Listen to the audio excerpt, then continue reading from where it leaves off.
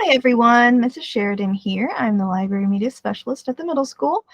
I know we have quite a few people at home sick with the flu and other illnesses right now, and so I thought this would be the perfect time for me to tell you about Sora. So I might have mentioned this in the past, but I thought a video might be more helpful of how to get your Sora account set up. So Sora is your way to access eBooks and eAudiobooks, and there's quite a few awesome ones to choose from. So if you are at home, you can get to this by going to soraapp.com, and then it'll ask you if you have a setup code. So you can type in a setup code here, and it is just NGSC, like North Gibson School Corporation, and then IN, Indiana. So NGSC IN. Then you hit get started. Then you'll sign in with North Gibson School Corporation. And then you're going to choose your account, your just school account. And once it does that, it's going to take you to our school's page. So this is all the stuff that we have here for our school.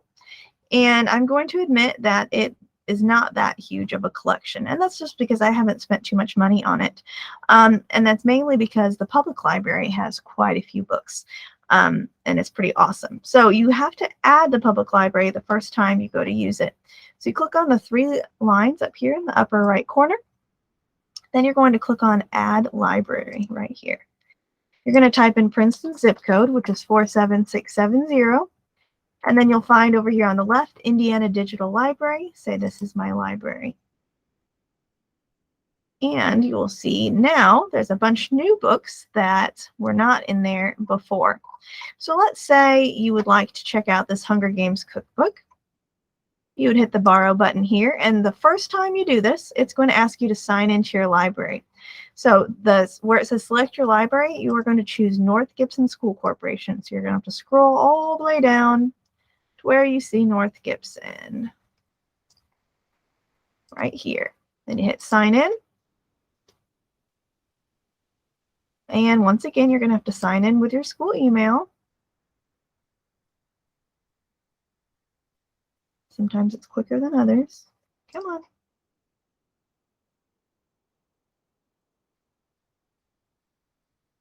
I don't know why this isn't working. There it goes. Third time's the charm, I guess. All right, so once you're signed in, you can hit borrow, and then you can instantly start reading it. You'll see here is the book, and you can click through and see all your pages. Let's just say I want to go to the Grusling eggs, and here we go. All right, so let's say you have multiple things checked out and you wanted to switch books. You could just go to your shelf down here. You'll see what all is checked out.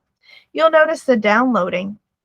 You have the ability to have it downloaded onto your device. So say it's on your Chromebook and you want to listen to it or read it on the bus. If you have it downloaded, you can do that without that internet connection, which is really nice. You'll notice it has a due date. It automatically returns for you. You don't have to worry about late fees or anything like that because it drops off of your account.